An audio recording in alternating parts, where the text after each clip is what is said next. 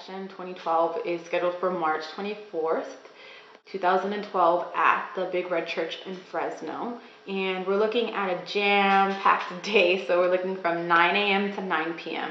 And so the typical schedule is that we have different kind of interactive youth workshops from 9 a.m. to about 6 p.m. and then there's going to be some dinner and prep for the dance and drag show that happens from 7 to 9. Right, so that's the breakdown of the schedule. But what's going to make this ENS very different from last year's or maybe the last couple of years, it's that it's really well organized in advance, and we're really looking for organizations who are going to put on workshops that are youth-centered, right? That means that youth have already come together and said what they want to see, what kind of workshops they want, what kind of organizations they want to work with. Do they want to lead the workshop but have support from an outside organization, or do they want to just lead it by themselves, right? And what kind of role can I, as a GSA coordinator, help support them in developing that workshop? So it's going to be really, really youth-centered. And we already have a stream of different workshops that have been created by the youth. And now we're just really contacting these organizations to start planning these workshops.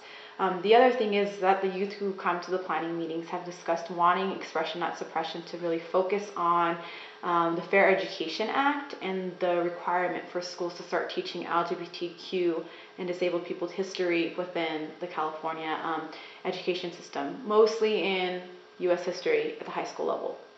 So they talked about, like, what is the Fair Education Act? I don't know a lot about it. I don't think other people in the Valley know a lot about it. So how can we make ENS connect to that? And the way that we did this is that our underlining kind of theme with ENS is, you know, it's called Expression Not Suppression, and we're really talking about the various ways you express and do express who you are and your identity, and the history of LGBTQ in LA, organizing in different venues, maybe in the arts, maybe in history in your school, maybe in poetry, you know, different things like that. So these youth have taken this kind of theme and have really kind of pushed it towards wanting to see a lot of interactive artistic expression at the conference this year. And so that might look like some spoken word being the main presenters. That might look like, you know, some plays or films being the main presenters. So we're really trying to change that up so that youth really feel like they're not being talked at, but they're being talked with in a very cooperative way to make real sustainable change here in the Valley. So if anybody is interested in joining our planning team, please send me an email. It's victoria@gsanetwork.org, and I can send you more information on the schedule of planning dates.